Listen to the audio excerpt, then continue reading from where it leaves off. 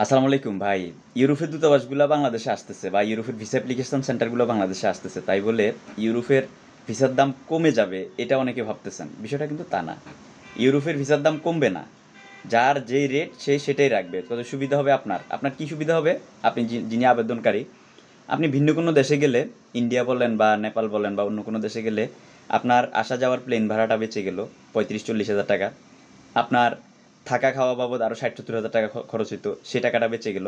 মানে আপনি ১ লাখ থেকে ১,২০,০০০ বা ১,৫ লাখ টাকার একটা খরচ হওয়া থেকে, অতিরিক্ত বাড়তি খরচ হওয়া থেকে আপনি বেঁচে যাচ্ছেন। আপনার লাভ এটাই। কিন্তু বাংলাদেশে ভিসা অ্যাপ্লিকেশন সেন্টার জমা হওয়াতে, ভিসা অ্যাপ্লিকেশন জমা দেওয়াতে ভিসার দাম কমবে বিষয়টা তা না। কারণ যারা এই লাইনে বিজনেস করে তারা পারমিটটা যেই দামে কিনতেছে ওই দামে পারমিটটা কিনে আনতে হবে। এবং হয়তোবা বিগত দিনের মানে step by step, day by day যেরকম পারমিটের রেটটা বৃদ্ধি হয়, মূল্যটা বাড়বে। তো এটাই হচ্ছে কথা। তো যারা অনেকে মধ্যপ্রাচ্যের বাজেট আছে বাংলাদেশে, ইউরোপের মানে আমাদের দেশের নিউজ চ্যানেলগুলো যেভাবে ফলোভাবে নিউজ প্রচার করে যে বাংলাদেশ এই ইউরোপের সব কয়টি দেশের ভিসা আবেদন বাংলাদেশ থেকে করা যাবে, লাভবান হবেন আবেদনকারীরা।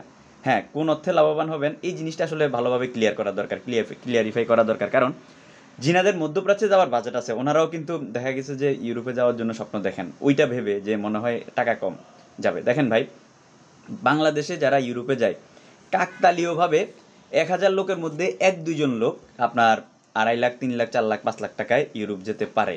এটা হচ্ছে কাকতালীয়ভাবে। ধরেন আমার বড় ভাই ইউরোপের কোনো একটা কোম্পানিতে আছে, ওই কোম্পানিতে মালিককে বলে কয়ে বলে বিনা টাকায় একটা পারমিট নিয়ে আসলেন, নিজের মুখটা বিক্রি করে এনে ভাই বাংলাদেশে প্রসেস করছে। এখন আমি বাংলাদেশে প্রসেস করছি, আমার বড় ভাই পারমিটটা বিনা টাকায় নিয়ে আসছেন, বের করে দিচ্ছেন।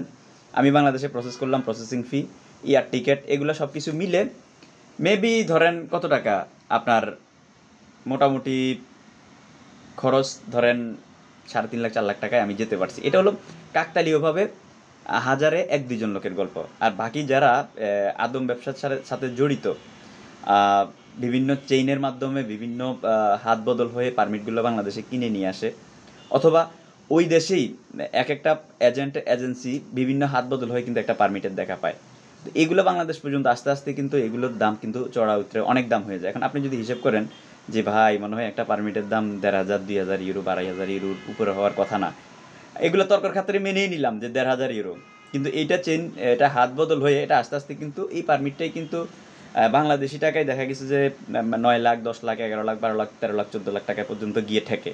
আপনারা দেখেন বিগত দিন ইতালিতে যারা যাচ্ছে ১৮ লাখ টাকায় যাচ্ছে, ১৮ লাখ টাকায় যে লোক যাচ্ছে, যে লোককে সে নিয়ে যাচ্ছে ওই লোক সর্বোচ্চ না হলে ২ লাখ টাকা বিজনেস করতেছে বা ১ লাখ টাকা বা ৫০,০০০ টাকা বিজনেস করতেছে।